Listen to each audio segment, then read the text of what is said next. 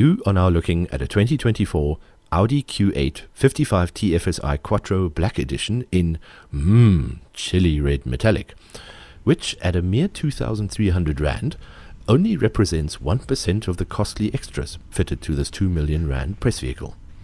To be even more precise, at the time of composing this video, you'd have to hand over exactly 2,058,400 Rand for one of these. Other trim levels and motorizations are available, which include the less drug dealer looking 55 TFSi Platinum Edition and an identical pair of black or platinum jobbies powered by the 45 TDI engine. Most sensible folks will quickly opt for that 3-litre turbo diesel V6 due to its slightly inferior power output but rather superior maximum torque figure, plus convincingly better fuel efficiency. What speaks for this 3-litre turbo petrol V6 motor, other than its wasteful opulence, are its RS relations and high RPM agility. I could also pretend to have noticed a lighter steering and sharper turn-in when compared to the turbo diesel Q8 we tested a few years ago, but to quote manufacturer numbers, this car's 2100 kilogram curb weight is just 60 kilograms less than that of the equivalent TDI model. Although we didn't really want to publish a comparative review between this and the turbo diesel, it became one of my inner monologues every time I pressed this car's beautifully machined silver start button. That engine, it's just so sublime. Fruity, zingy and rev happy. What more could you want? Of course, the diesel is the thinking man's choice, but this one is undeniably faster. 0 to 100 takes 7 seconds in the diesel and 5.6 in this petrol. We managed a blistering 5.5 and a quarter-mile time under 14 seconds at 101 miles an hour. Although slightly irrelevant in our country, top speeds are 220 kilometers an hour for the TDI and 250 for this TFSi. In an effort to finally close off the fuel comparison, a 45 TDI Q8 alleges 7.8 liters per 100 kilometers, and this 55 TFSi is a whisper under 10.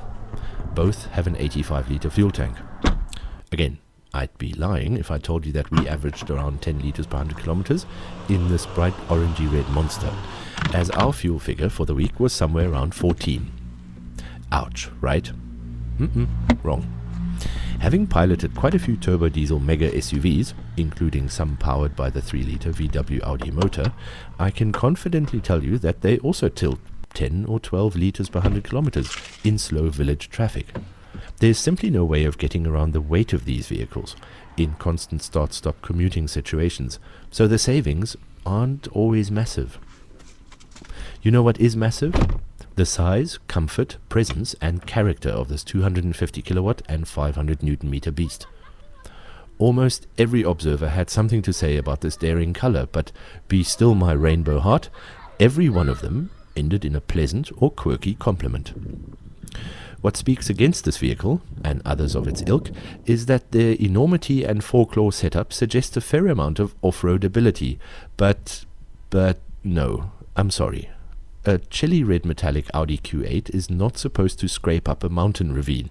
It's meant to self-park outside a Mully Point restaurant. Once I got that through my Neanderthal Namibian brain, I enjoyed my time with it even more.